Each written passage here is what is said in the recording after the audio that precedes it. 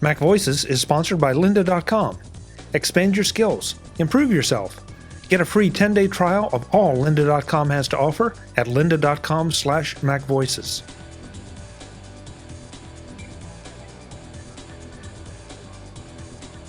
This is part 2 of a 2-part MacJury examining Apple and its product line and where we go from here. Our guests, Ken Ray and Mark Fuccio, had lots of questions and maybe some answers as we continued the discussion with the state of the iPad. Our time is moving along so fast. I just looked up and it's like, oh my gosh, how did that happen? And I definitely want to touch on the iPad because the iPad this year has kind of taken a little bit of a beating in some ways, as it hasn't been as successful or sold as many as the pundits, the analysts think it should have, or maybe that was expected. Tim Cook came out and said, well, we really don't know what the refresh cycle is on this device yet. And it may indeed be more than just a year or 2 or 3 or maybe even 4. We've heard rumors of larger iPads, which I personally think is not a bad idea at all. I think it's going to be a limited part of the market that would go for a bigger iPad, but I think that's fine. But is there anything that the iPad itself really needs to take it to the next level or to drive refreshes, new purchases? It would be nice if it makes coffee for you in the morning.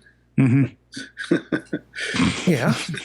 Okay. If you can devise it, go for it, Mark. Okay. That's good. Yeah. I mean, again, I think this is one of these things that, I think that this is, I think, why going from 11 into 12, Apple got, such a pop. The phone was selling well, iPad was selling well, and everyone just left.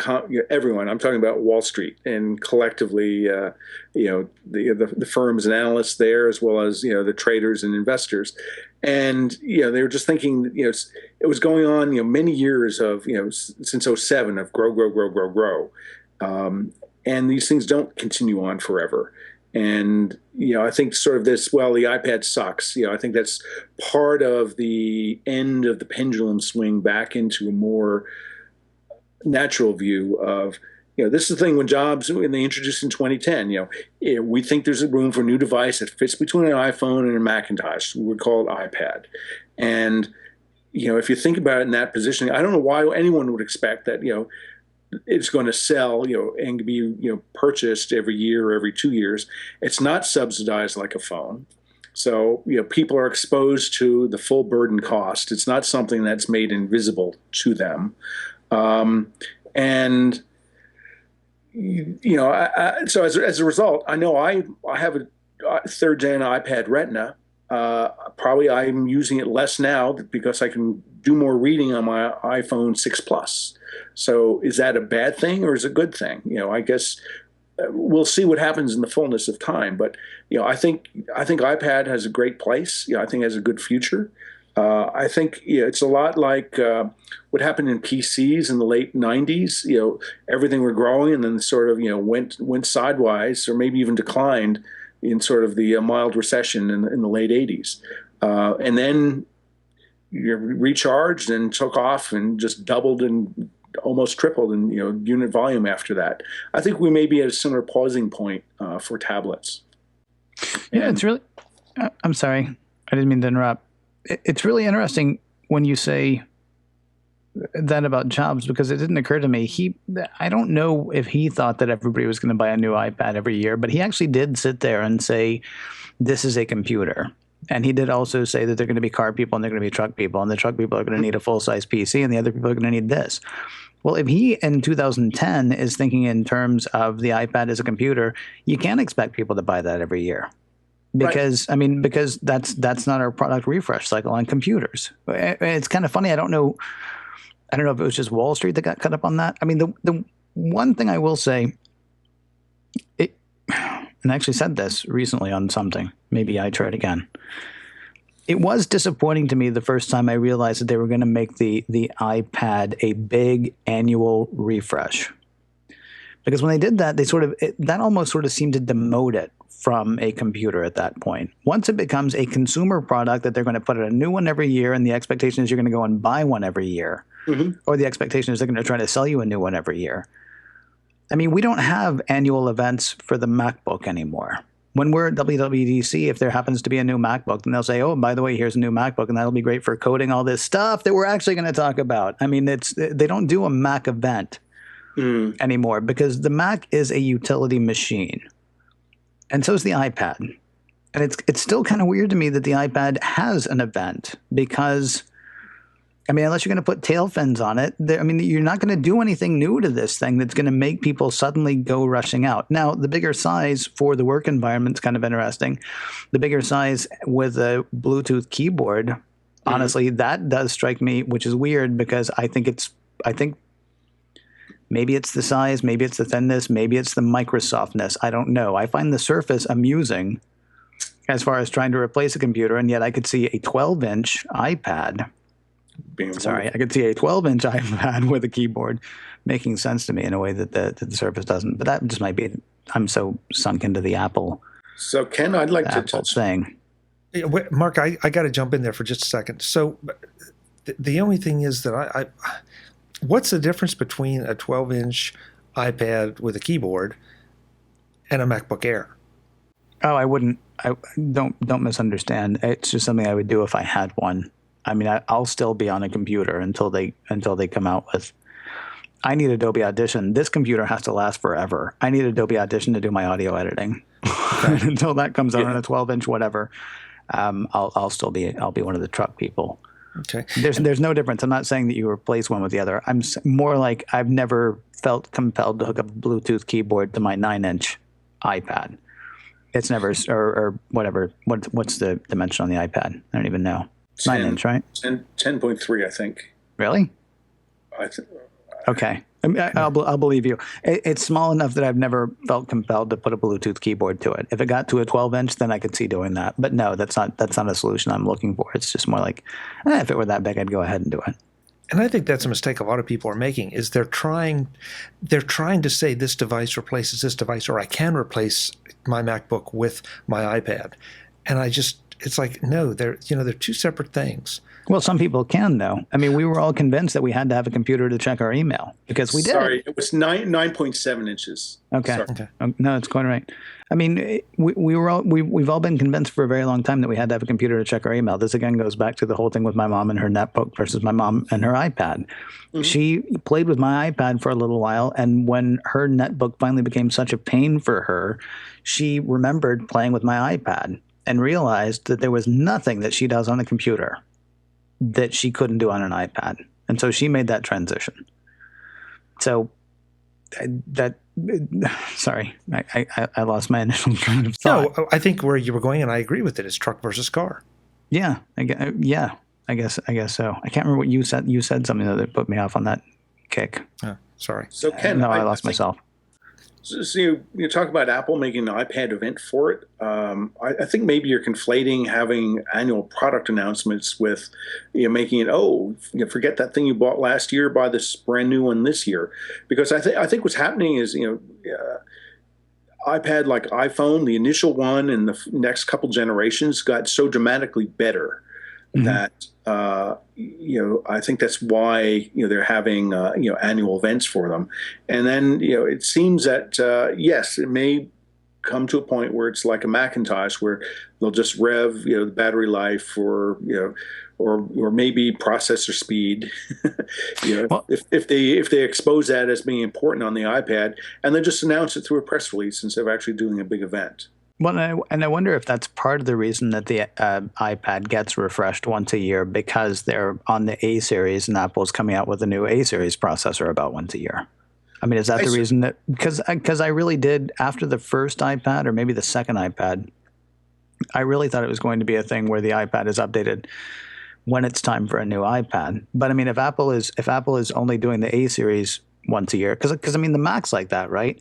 When the new Intel processors, are ready, that's when you get your new Mac. Unless you're going to do a whole new form factor like the new iMac, or if you're going to do a whole new form factor like the MacBook Air. we don't know when the next MacBook Pro, exactly when the next MacBook Pro is going to be. It's going to be roughly when the next Intel chip comes out, and that's going to come out when it's ready. Right. Which is a different thing than what Apple's doing with the A series. Yes, part of that may also be, Apple controls the design of the A series. I mean, there may be a lot of design technology reasons for it. Certainly, the Intel's .14 micron, nanometer process for manufacturing a Haswell processor. They've stumbled and they've slipped. Because over the summer there was all these rumors about Macs that were supposed to come out. So, just pulling it back into our discussion, I think that again, part of this unification is that if Apple unifies everything along the same processor, well, what does that mean? So there's maybe 20 million Macs made a year, 5 million a quarter versus what, 40, 45, maybe 50 million iPhones and 8 or 9 million iPads. And a couple million Apple TVs. Certainly by focusing everything on the same processor, they could eke out incremental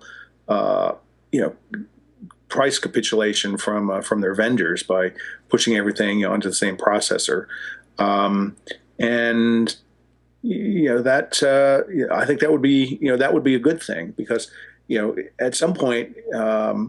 Is Apple content to own the top 10% of the phone market, sort of like they do in the Mac market? Maybe, but the pressure on them is to continue to grow. And I think that's why we've seen all this craziness in Wall Street. And even Gene Munster, as you've covered, has come out and said, well, the reason I got it wrong the reason I haven't seen the screen-based Apple TV is they fooled us all. They introduced a new category called the Apple Watch this year.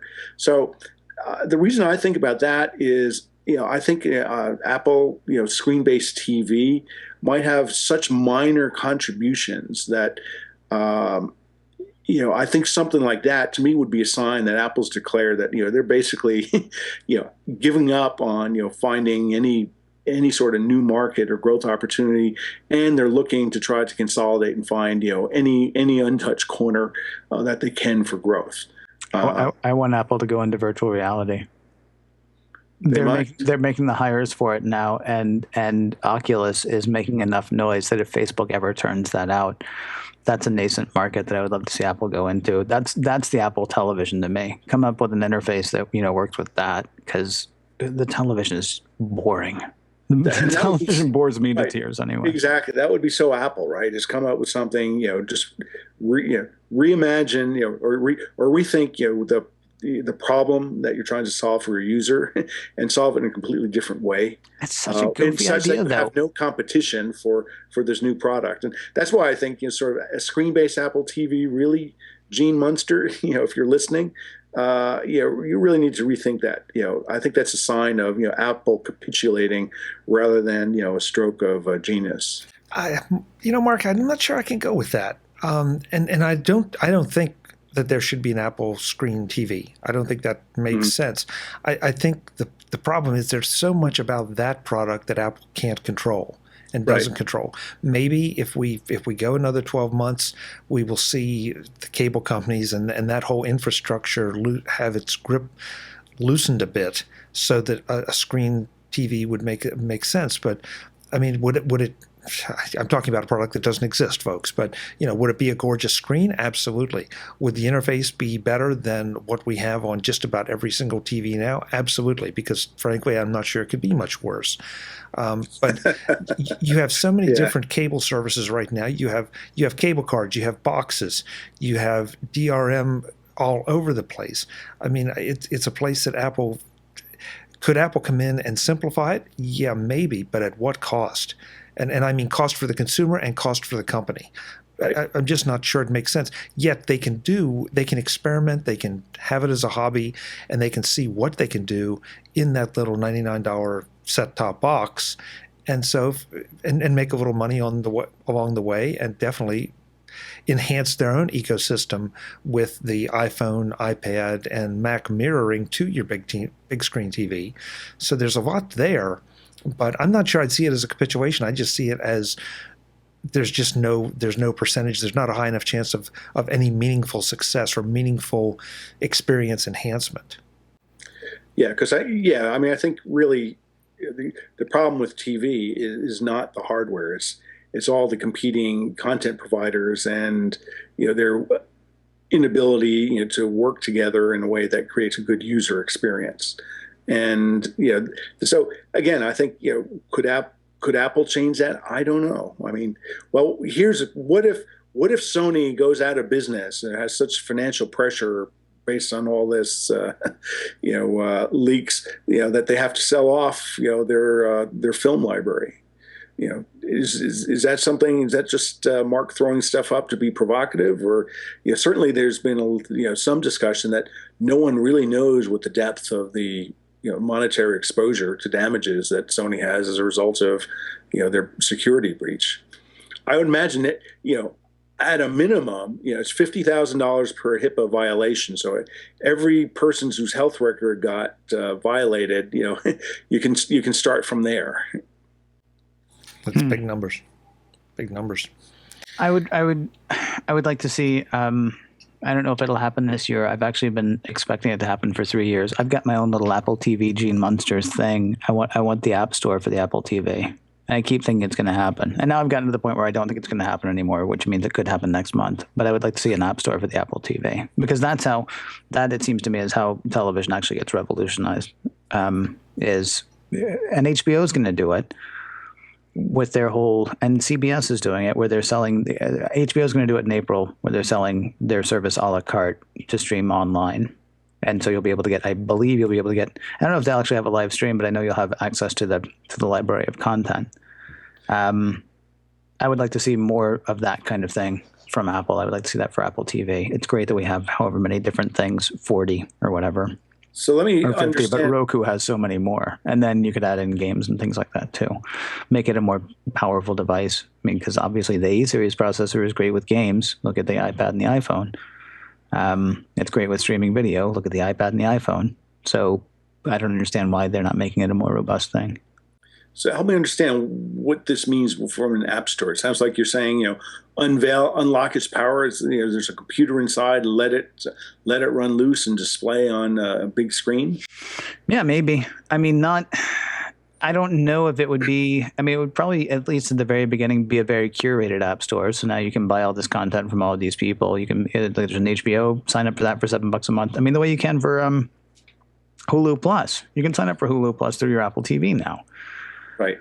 Okay. Why can't I do that with HBO? And probably the HBO Go, I would imagine, since they already have a title on Apple TV, that you will be able to do that. Because if they're willing to screw with the cable providers enough that they're going to sell me the service online, I would imagine they're going to be okay with Apple taking a cut of it as well. It's hard to imagine that HBO is, if they're succumbing so much to the will of the consumer that they're willing to sell it to them without cable, then I would think that they would want to make it as easy for me to get as possible, and that would be pushing a button on the Apple TV. I think they'd be okay with the 30%. I can't be 100% certain about that, though.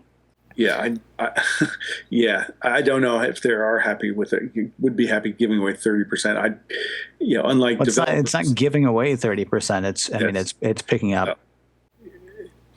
Yeah, so I think the question, really there's demographically who is watching TV versus who's not. Because I think there's a lot. The cherished 18 to 36 demographic.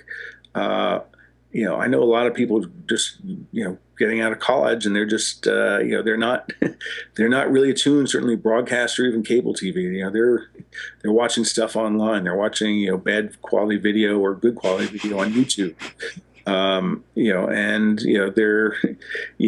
They may grow into a big enough problem, stealing pirated content, that the studios may need to do something to stop it. But everything I think we keep hearing, there's still lots of ad dollars being spent on TV. So as much as we as technologists would wish for something better, I don't think that the people running the businesses think that there's a problem that's broken that needs to be fixed. And I think that more than anything is probably what's holding back any sort of changes in terms of content delivery. I would love to see Apple. I don't even know what you would call it, but I'd love to see Apple develop a system where call it an Apple network, like NBC, ABC, CBS, where they chose the shows, they chose the library of shows. You would have the option to watch something streaming. And maybe, and let's get away from this. It has to stream 24/7, 365. If it benefits, and it does seem to benefit some people to have certain things streamed at certain hours, or live on live, which of course, what really is live outside of sports, fine. But if you could then give those artists a little more control over what goes there. I said a long time ago when Conan O'Brien got bounced out of NBC and the Tonight Show that, I'd love to see a Conan app on my Apple TV, so that I get in bed at night, want to turn on the equivalent of late night TV, no matter what time it is. Click, and there's Conan, as opposed to having to wait for him to come on to whatever's broadcast. I would think that there'd be all kind of artists and different offerings, and maybe in a sense you have that with podcasts now, but you don't have the quality or the wide-ranging content that some people would like. I think it's a content problem as much as anything, and trying to figure out what people want to deliver or have delivered, to them. See, I'd rather just see Apple open up that gateway through Apple Television or through Apple TV, though. I mean, rather than them going out and trying to decide and curate and what have you, because, it's like we talked about a minute ago with the whole mail thing. I'm fine with the mail that Apple presents to me, but there are other people who want whatever developers bring. And I would think it would be the same thing for content, except why does Apple need to get into that? If I'm going to go ahead and buy their hardware, which ultimately is what they're selling, hardware and services, right? If I'm going to go ahead and buy their hardware and services, I don't understand the economics of, so Netflix did Marco Polo, and apparently it was one of the most expensive productions, if not the most expensive production they've ever done, which is stunning to me because they've got real star power in House of Cards. But Marco Polo was the most expensive thing that they've ever created. And here's the thing. I was going to give them $8-9, however much I'm paying them every month. Last month, I gave it to them this month. I will give it to them next month. And if Marco Polo had never happened, that would still be the case. So, they have content that I want to pay for, and so I go ahead and pay them for that content. And the same thing with HBO when it starts. And the same thing with, what's the anime one that's on Apple TV? Peter Cohen absolutely loves it. And so he pays them however much it is every month. And that's awesome. And it just needs to be more content from somebody else. I don't need Apple to have that headache, and I don't need Apple to make those mistakes.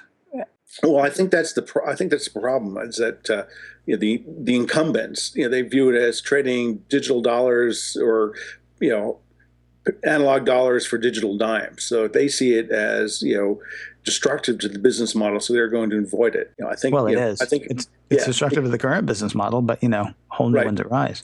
That's right. And I think in that regard, I think they're a lot like the publishing industry. They're just holding on, just not on my watch. I'm not going to destroy this, and just hoping things move. And but at the same time, you do see incumbents, other lower cost shows with good talent, can make good stories, come out. So this just may be a generational thing. It just may be that the people who are supporting current content systems, generation needs to pass, they need to die, and then they'll get replaced. Because I think we're seeing that in some ways, although it's really is a generational or two generational sort of thing. That younger people, they're not getting their video media the same way we are. This edition of Mac Voices is sponsored by lynda.com, the unparalleled online video training library. The new year is here. Time to challenge yourself in 2015 by learning something new for your work, or maybe just for yourself. That's where lynda.com comes in. lynda.com is used by people all over the world, including yours truly, to get up to speed and stay up to speed on all sorts of topics, tech and non-tech. Topics like web development, photography, visual design, and business. To get trained on essential software like Excel, WordPress, and Photoshop. Over 3,000 courses in all, and more being added by the week. And these aren't just your insert flap A into slot B kind of courses. They're professionally recorded, quality videos by experts that know their stuff and know how to teach it. Want to set some new financial goals for the new year? Find a better work-life balance? Get more proficient with that hobby that's turning into more than a hobby? lynda.com has something for everyone. You can sign up right now for a 10-day free trial at lynda.com/MacVoices and get full, unlimited access to the entire lynda.com library. Not a few courses, not a few topics. All of the courses and all of the topics. Free for you to watch and learn for a full 10 days. Courses like iOS 8, iPhone and iPad Essential Training. Setting up your mobile office to work from anywhere. Speeding up and maintaining your Mac. Swift Essential Training. Or the new Code Clinic, an innovative series where each month lynda.com issues a code challenge and authors share their solutions using a variety of different programming languages. It's a great way to learn and participate. I've got my eye on several courses I want to get into this year, like Pro Video Tips with Anthony Q. Artis, Shooting with the GoPro Hero, Fundamentals with Rich Harrington, Motion Graphics for Video Editors, Working with Type with Rich Harrington, Narrative Scene Editing with Final Cut Pro 10 with Abba Shapiro, and Shooting with the iPhone with Ben Long. And those are just a few of the courses I want to work my way through. There are lots of others. You did a lot of good things for others over the holidays. Now it's time to do something good for yourself. Go to lynda.com/MacVoices and sign up for a 10-day free trial and start watching. No one was born knowing this stuff, and the best way to learn it is to watch someone else do it. This is your chance to do it from the comfort of your Mac, iPhone, or iPad. lynda.com/MacVoices for a full 10-day free trial of over 3,000 courses on pretty much anything you would want to learn. lynda.com, the unparalleled online video training library. Thanks to lynda.com for their support of MacVoices. Ken, in defense of my proposal, the reason that Apple needs to maybe get into to create something, and again, I told you it was a little sketchy, is that right now, Conan, let's say, is obligated to TBS. I'm using Conan as an example for no good reason. So he is not free necessarily, and I don't know Conan's contract. Maybe he is, but he's not free to go and market it through Apple TV. Or to Apple as a particular channel or part of a channel on Apple TV. To go back to something that you have some familiarity with, Voyager were they on UPN? I think when they came on, Star Trek Voyager was on UPN. So they were on a sort of a network, kind of, not really. Star Trek: The Next Generation was syndicated, if I remember correctly. So, and each of those models comes with their own problem. And I feel like Apple needs to create something that if you decide to produce an honest-to-God, full-blown TV show, that you could go to them. First of all, you have to prove your wherewithal, but that you could go to them as a content producer, and they would then be in a position to negotiate with you directly and cut out some of these middle people or the baggage that goes along with producing so much of this stuff. Well, this again is why I want them to open an app store for it. I mean, I want them out of the way. I mean, at that point, if I produce that television show, or if I've got some backers who say, well, okay, what are you going to do for distribution? If Apple has made Apple TV compelling enough that everybody's sitting in front of it anyway, and then if there's a content library that I can go to that's not the 40 or 50 channels that they have currently. I mean, if there's all kinds of stuff that I can go to, I don't understand why. Well, you can, because it's iTunes Movies. I mean, you can buy movies through iTunes. I think we're talking about the same thing. It's just I don't want Apple in charge of especially because Apple's allergic to porn. Apple's allergic to porn and Apple's allergic to violence. And so there are some things that they're never going to produce. What was that game? It's apparently some old game. I don't know it. But it was about, so people were going to be coming into the country and you were looking at their passports or something like that. And apparently there was pixelated nudity in some things. And so for a while, Apple was not, they told the game developer, okay, we'll publish your game, but we're not going to have the pixelated nudity. It's pixelated nudity. It's pixelated. That's what hides nudity, but they wouldn't even have pixelated nudity. And so I don't know that I want Apple to be a content producer because, I mean, you're saying, you don't want them look to how be much gatekeeper. Yeah. Well, I mean, yeah, because you're saying, look how much freedom the content producer would have. They were dealing with Apple. Apple's more restrictive than ABC sometimes as far as the content that they will allow. Okay. So I'd rather them just instead go, hey, look, here's this video store, and no, it's not the stuff that that Sony is selling or that all the studios are selling. It's not movies and it's not TV. It's whatever this is. It's independent production. Now, of course, they've already got YouTube and stuff like that, but people aren't making as much money off YouTube. But I mean, that's honestly what I want from an app store. That and games. Games would be great. I'm not looking for Facebook on my. I have a smart television from Vizio, and it's got Facebook on it. I've never even turned it on because I've got Facebook on every other thing that I own. I don't need it on my television. But, I mean, if there was some way that I could buy, I don't know, whatever the special show is. Yeah, I guess if I could buy Conan. Although, does he do... See, what's weird is that we're just not thinking in those terms, are we? I mean, does Conan have a season pass? Does Conan have an iTunes pass? I mean, I know the Colbert Report did until it went away. I know that The Daily Show does. I know that a number of dramas that you might want to watch do. I mean, does Conan have one? I don't know. That's a good question. They may actually have this problem licked, and we just haven't looked for it in that way. I mean, maybe what they need is more of a unified messaging about what Apple TV can do. I guess the only place I get concerned, and believe me, I want an app store too, because I think the Apple TV as a device could do so much more than it's doing now. There's no one less interested in games, but I recognize how important games are. You just haven't found the right game yet, Chuck. Maybe so. But I know it could do that, and I think it could do a lot of amazing things that would benefit from, a lean back kind of screen in my living room as opposed to a lean in screen on my Mac. Mm-hmm. The concern I have is that how cluttered does it get, how quickly? Because we've seen that happen in the iTunes store a little bit, cluttered with junk. And frankly, and I'm sure people are going to disagree with me, but Roku is sort of that way. Yeah, there's a lot of great content on Roku.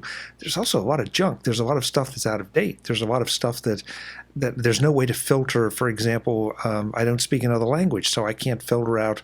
That it seems like all the channels that are broadcasting in other languages, and that's not an ugly American thing. It's just I really don't want to watch something in French if I don't understand it.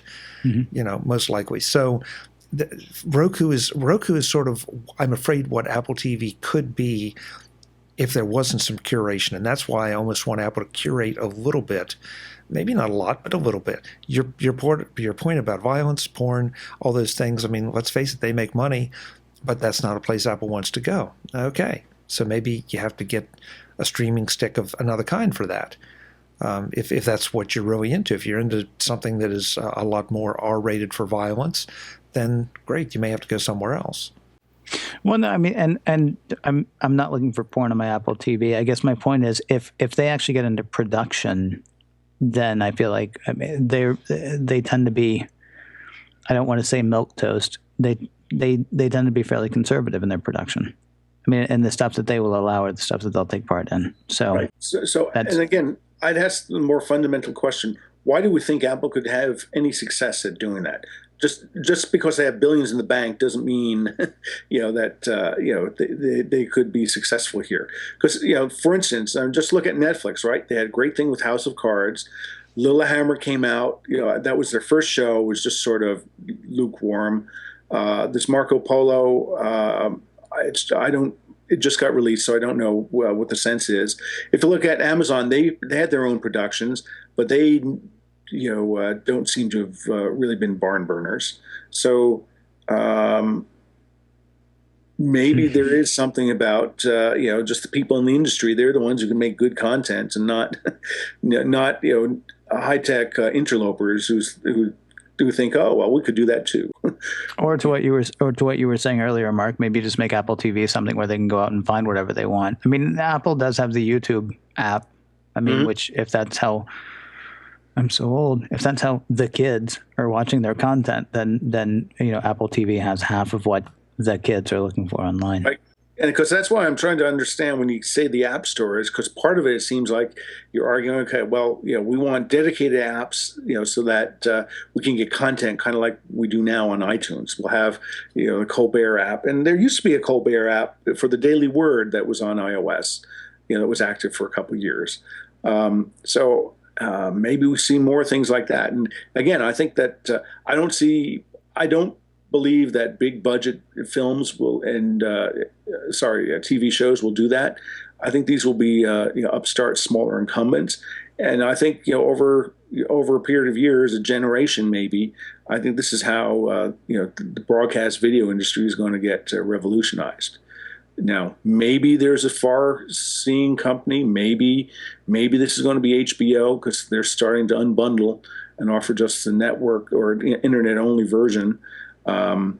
But I think that the problem with TV is it's just so entrenched, and in many ways, it's a lot like healthcare. Who pays for it and who uses it are completely different, and the people running it are going to court to the needs of the people paying the money and what they want, and that's advertisers. It's not us as eyeballs. Can I ask a question about another product that we haven't gotten to yet? Sure. I know this is probably a lot longer than you anticipated it being. How soon, because I think it's going to happen. I don't think it's going to happen in 2015, but how soon before you don't need an iPhone to have an Apple Watch?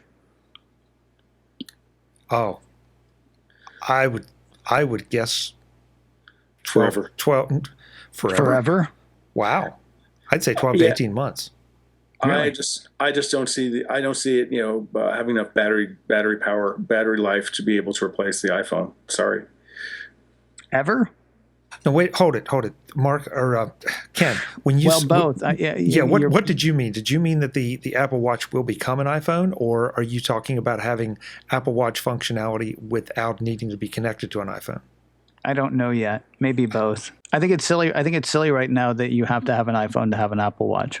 And I don't know if it's Will I Am's pulse looks like a joke. It is nothing that I would ever wear, but I love the fact that he is turning that into the phone, that he's actually making a wearable something that is not dependent on something else. That he's not saying, oh, you just spent $600, because we don't spend $600 on an iPhone, but Apple gets $600 for that. So thank you very much for buying this thing for $629. Now can I interest you in spending another $350 with me? I like the fact that the Pulse and even that thing from that fashion company, that it's a women's bracelet. I can't think of what it's called now. It acts independent as well. It receives messages. It receives alerts from Facebook and things like that. It's not a dongle for another thing, or it doesn't rely on some other thing to have functionality. Eventually, I would think that a wearable would replace the iPhone, or could replace the iPhone anyway. There are going to be people who are going to want phones, but I think there are going to be other people who are going to be fine not having them. And I think there was some financial analyst, I can't remember which one, but some financial analyst who said that he thought that Apple was concentrating so much on Apple Watch because just as the iPhone replaced the iPod, someday something is going to replace the smartphone. And whether that's going to be something, and so then the question is Apple figuring out what the next thing is past the iPhone? You right mean, now, are they making cars, trucks, and motorcycles, right? Maybe. I don't know exactly. I mean, because the beauty of continuity, I was talking to Barry Folk earlier this year. When they started talking about continuity, I thought that continuity was an indication that we were not going to get a larger screened iPhone. And the reason I thought that is because suddenly anything is your phone. My phone is the 4.5-inch, iPhone 5S that I have, or my phone is my iPad mini, or it's my iPad, or it's my 11-inch MacBook Air, or my 13-inch MacBook Pro. Suddenly my phone is any size I want it to be. It's a 27-inch iMac if I want it to be that. But then we went with the bigger phones, and everybody really likes those bigger phones. But at some point, a service like continuity, and this is much further future than 2015. At some point, telephony, it seems to me, just becomes a service. I mean, becomes a service. And whatever I'm sitting in front of is my phone. And so at that point, I still need something that's going to be the 4G thing. I still need something that's going to be that radio. And is that my watch at that point? And then whatever screen I'm in front of, because God knows I'm never not in front of at least three, the screen that I'm in front of becomes then the phone. Do you see what I'm saying? Yeah. And so then does the Apple Watch get to replace that at some point? Now, it's not going to have the battery to do it this year. I agree with you, Mark. But I mean, can enough of the other, I mean, in the same way that the Apple Watch is a mirror for what's happening on my phone, can all of these other things then become a mirror for what's happening on the watch? Can they share some of the battery power necessary? Can they do some of the lifting, but can the lifting be done by whatever I'm in front of rather than having to be done by this one dedicated device that you have to have? Okay, so I understand your question. I think I answered it in the way of, can this physically replace it? So all you need is the watch. Mm-hmm. As I said, independent. For battery reasons, I think no. Independent. So assume we had a perfect battery. Assume it had like mechanical self-winding watches. Say they had some sort of self-charging, mechanical device in there, so you didn't need it. I think again, just by the limitation of the screen size that big, qualitatively, I don't think it's going to work. I think this goes back, just sort of introspect, sort of why I never really got into traditional smartphones is you have this tiny little screen and this keyboard, okay, now just maybe you have alternate ways of interacting with it, but you still have that tiny little screen. And I think more than just, statusing or, some, in sparsely communicated information, am I going the right direction? Where's the restaurant? Is this the turn? I don't see people using it for reading or anything else just because I think the device is too small. And this goes back to part of the earlier discussion. This is why we have some of the problems we do. Mark answered the question one way. I answered it a whole nother one. Because what I heard, Ken, in the question was how long before the Apple Watch will be able to function just to monitor my pulse and my blood pressure and whatever else from a health fitness standpoint it's going to do. When is it going to be able to have my reminders on there and buzz me when something is happening? When will it be able to? Then you start to go to another level of service that requires connectivity, including a phone, but GPS activity and text messages and those kind of things. In some ways, my Pebble right now will tell me what text messages come to my phone and give me caller ID on my wrist and let me see what songs are playing on Pandora. So that requires, the Pandora thing obviously is another matter, but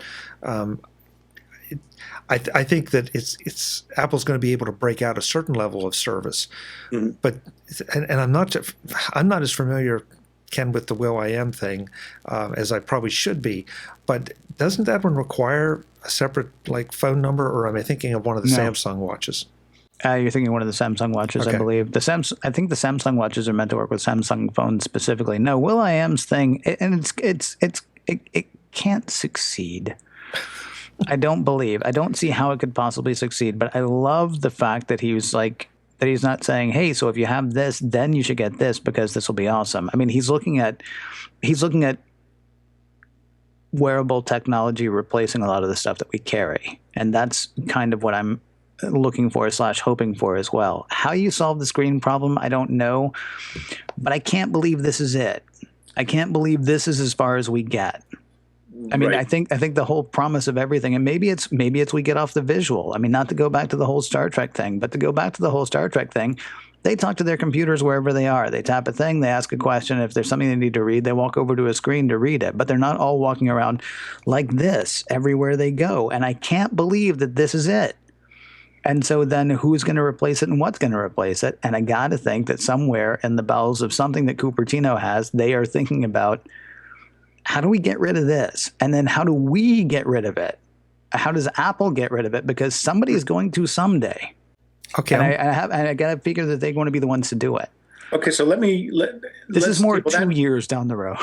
Yeah. So table that for a moment. I just want to go back and just return to Chuck, because I think the question you answered was, when will the Apple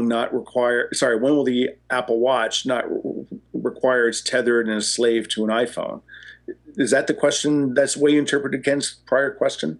Yeah, and I probably didn't do as good a job of answering, because I think that there are functions that could be delivered just fine by an Apple Watch standalone, but then there's a second level of functionality that we all want that is going to be a lot longer than 12 to 18 months just because of the technology and, frankly, because of the cost, because that technology is going to require a connectivity to Verizon or AT&T or someone, and that's going to be a huge barrier simply because nobody wants to pay that kind of money again, right, and have another monthly bill. Not additionally, no. That's why I was asking about, I think my question was actually, when does one replace the other? And you're right, I didn't ask it as clearly as I could have, because the question should have been, when can the Apple Watch replace the iPhone, not when will it not need it anymore? Ken, I'm going to go with you on the Star Trek thing. Okay. Okay. Because I'm right there with you. Because that's sort of the measure we all go by. When they're on the Enterprise, when they're on the Starship, they got screens all around them. When they're out in the field on an away mission, they got no screens. So then there has to be. Well, they've got the tricorder. Exactly. Right here's my tricorder. Yeah, that's true. So I've got to take it. I've got to take a screen with me. Either that, or I've got to put on something like Google Glass with my phone built into it, and it's just that's going to be it. And of course, we've seen how well that went down. Well, it was kludgy. I mean, again, you would hope that Apple would do a better job than that. I mean, the Star Trek thing only works so far. You're right. When they go down to a planet, they don't have their screens. But how often are we leaving the planet? Where are any of us going to go soon where there's not going to be a screen? Do you know what I mean? Yeah, but I'm not going to be comfortable going to Panera Bread and having my information up on a screen for anyone and everyone to see. I need my personal screen. Well, then you need to. Well, okay. Okay, then you need maybe a teeny tiny watch or maybe the phone. I mean, I think things are more interesting.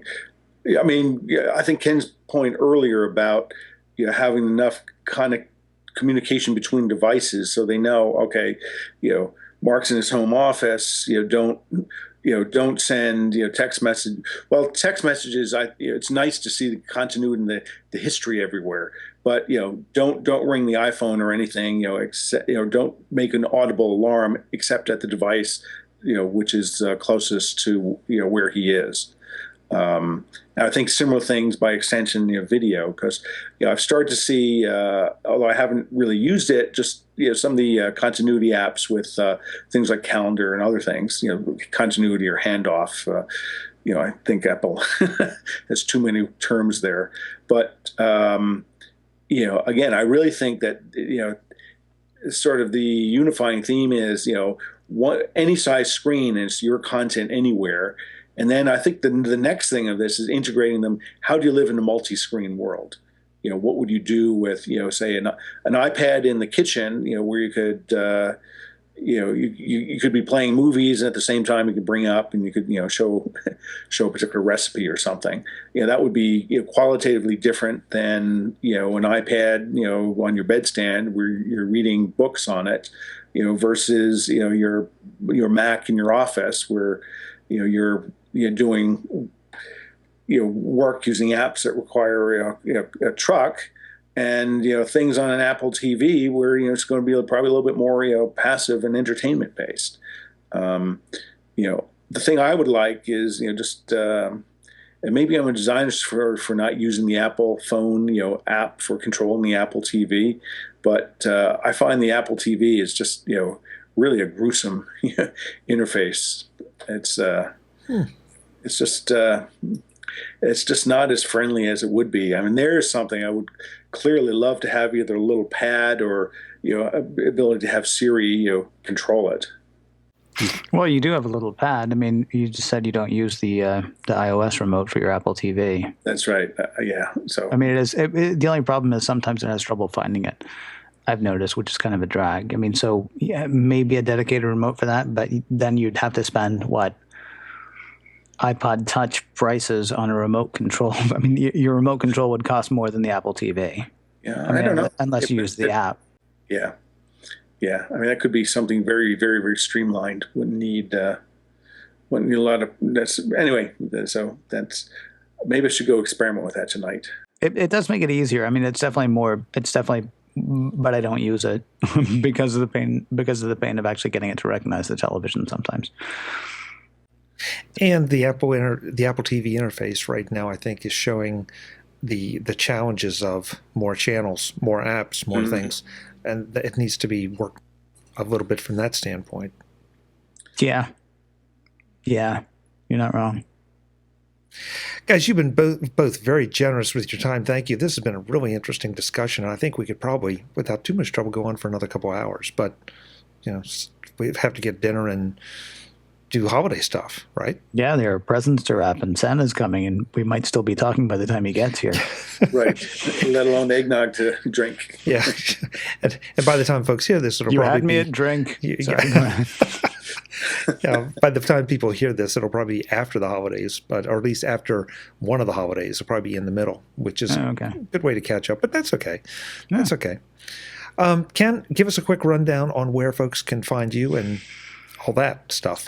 Generally speaking, there is macOS Ken, which is a daily Apple news-related Apple News podcast, although this week there are only 2 shows. Next week there are 3 because I'm taking some time off for the holidays. Every weekend I'm doing a new show, relatively new, started in August, called iChart Radio, EYE, iChart Radio, which is virtually called from the virtual pages of iChart Magazine, EYE iChart Magazine, which is not in publication this week because of the iTunes Connect shutdown. So let's recap. I do a lot of stuff, but not nearly as much this week as normal.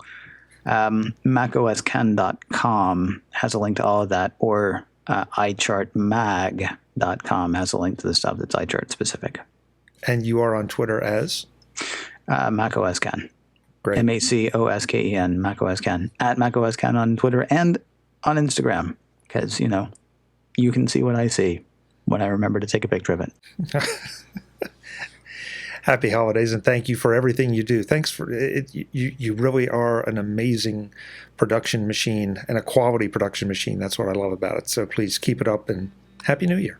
Thank you very much, sir, and Happy New Year to you as well. And thanks for having me on. Mark, where can we find you? Probably easiest way is to find me on Twitter at Mark Fuccio.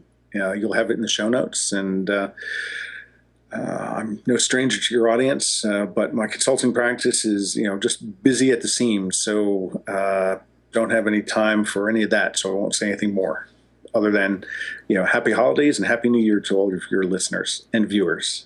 And to you as well. Thank you for your time, and thank you for serving on so many MacJury's this year. It's been a lot of fun, a lot of wisdom under the bridge. We have you fooled.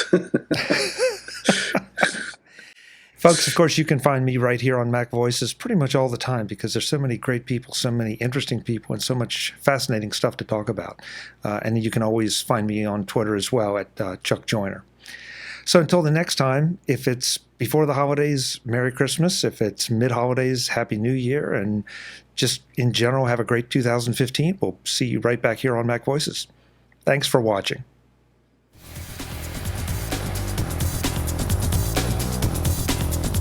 Visit MacVoices.com for links, show notes, to subscribe, to connect with Chuck on Twitter, Google+, YouTube, Facebook, LinkedIn, and the Mac Voices blog. Subscribe to our weekly newsletter, the MacVoices Dispatch, to stay up to date on all the latest Mac Voices news from our front page or at macvoices.com/newsletter. Do more with your Apple tech by subscribing to the free Mac Voices magazine on Flipboard by visiting macvoices.com/magazine. Advertising and sponsorships handled by Backbeat Media at backbeatmedia.com. Bandwidth provided by CashFly at cashfly.com.